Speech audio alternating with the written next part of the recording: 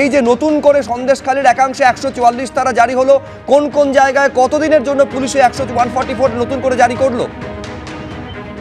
দেখো, আজ রাত 12টা থেকে 24 তারিখ বেলা 12টা পর্যন্ত সন্দেশখালী 2 নম্বর ব্লকের 5টি গ্রাম পঞ্চায়েতের মোট 9টি জায়গায় নতুন করে 144 ধারা জারি করলো উত্তর চব্বিশ পরগনা জেলা প্রশাসন। তার মধ্যে রয়েছে সন্দেশখালী গ্রাম পঞ্চায়েতের ত্রিমোহিনী বাজার, খুলনা ঘাট, পাত্রপাড়া, দুর্গামণ্ডপ গ্রাম পঞ্চায়েতের গাববেরিয়া বাজার, খুলনা গ্রাম পঞ্চায়েতের শীতুলিয়া বাজার, খুলনা বাজার, হাটকাচা বাজার এবং বেড়মজুর 2 নম্বর গ্রাম পঞ্চায়েতের ধামাখালী ঘাট এবং জেলিয়াখালী গ্রাম পঞ্চায়েতের হালদারপাড়া। অর্থাৎ এই সমস্ত জায়গায় 144 ধারা জারি করা হয়েছে। অর্থাৎ 500 মিটার ব্যাসার্ধ জুড়ে এই সমস্ত এলাকাতে 144 ধারা প্রশাসনের পক্ষ থেকে জারি করা হয়েছে, যাতে এই সমস্ত জায়গায় কোনো ধরনের অশান্তি না ঘটে। তুমি জানো, আজকেও বেড়মজুর 2 নম্বর গ্রাম পঞ্চায়েত এলাকায় একটি জায়গায় গ্রামবাসীরা বিক্ষোভ করে এবং সেখানে একটি ভেরির আলাঘরে আগুন লাগিয়ে দেয় এবং নতুন করে আজকে আবার অশান্তি তৈরি হয়। সেই সমস্ত কথা বিবেচনা করেই আরো নতুন করে 9টি জায়গায় আমার উদ্বেগের জায়গা সমীরণ, আপাতত তোমাকে ধন্যবাদ। এবং যে তৎপরতা দেখা যাচ্ছে যে কেউ আন্দোলন করছে, কিসের জন্য আন্দোলন? শেখ শাহজাহানকে গ্রেপ্তার করতে হবে, কিন্তু অধরা রয়েছে কে? শেখ শাহজাহান। শেখ শাহজাহান যখন অধরা রয়েছে, তার মধ্যে আবার তার ভাই, মেজো ভাইয়ের নাম উঠে আসলো। অভিযোগ কি? অভিযোগ একই। অভিযোগ কি? জমি দখলের অভিযোগ। পাশাপাশি অভিযোগ কি? অভিযোগ হচ্ছে পুলিশের কাছে গেলে বলা হতো যে ভাইজানের কাছে চলে যাও বা শাহজাহানের কাছে চলে যাও, ভাইয়ের কাছে চলে যাও। অর্থাৎ পুলিশের বিরুদ্ধে এই যে এলাকার বাসিন্দারা, তারা কিন্তু ক্ষোভে ফুঁসছেন।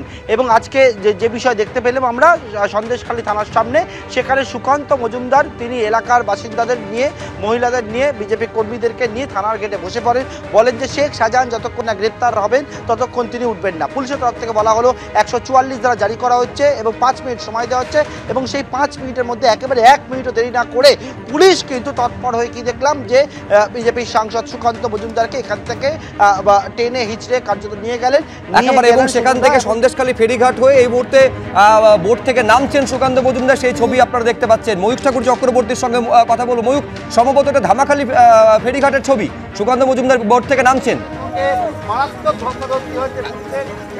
একদমই শুভজিৎ, এটা ধামাখালী ফেরিঘাটের ছবি। সুকান্ত মজুমদার, তাকে কিন্তু 144 ধারা ভঙ্গ করার জন্য পুলিশ আধিকারিকরা অ্যারেস্ট করেছেন এবং তাকে পিআর বন্ডে পরবর্তী ক্ষেত্রে জামিন দেওয়া হতে পারে, এমনটাই পুলিশ সূত্রে খবর। 2 জন, সুকান্ত মজুমদার এবং তার সঙ্গে আরেকজনও রয়েছেন।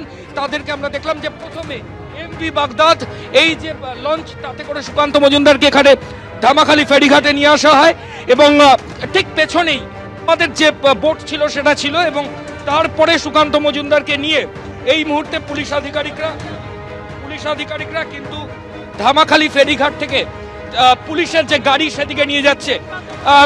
144 ধারা ভাঙার জন্য সুকান্ত মজুমদারকে পুলিশ আধিকারিকরা গ্রেফতার করেছে, এমনটাই পুলিশের তরফ থেকে বলা হচ্ছে। এবং এই মুহূর্তে জেটির মাঝখানে আমরা রয়েছি। ধামাখালী ফেরিঘাটে সুকান্ত মজুমদারকে নিয়ে যাওয়া হয়েছে। কিছুক্ষণ আগেই যে ছবি আমরা দেখলাম, প্রথমে সন্দেশখালী থানার সামনে বসে পড়েন সুকান্ত মজুমদার। বসিরহাটের এসপি তিনি এসে বলেন যে 5 মিনিট আপনাকে সময় দেওয়া হলো, আপনি যদি তার মধ্যে না ওঠেন আমরা আইনানুগ ব্যবস্থা নেব। এবং তার পরবর্তী ক্ষেত্রে পুলিশ আধিকারিকরা বিরাট ফোর্স নিয়ে র্যাফের সাহায্যে বিজেপি রাজ্য সভাপতিকে 144 ধারা ভাঙার জন্য গ্রেফতার করেছেন। যদিও পুলিশ সূত্রে দাবি করা হচ্ছে যে আইনি প্রক্রিয়া মেনে পিআর বন্ডে তাকে পরবর্তী ক্ষেত্রে জামিন দিয়ে দেওয়া হবে, তবে তিনি আপাতত পুলিশ হেফাজতে রয়েছেন।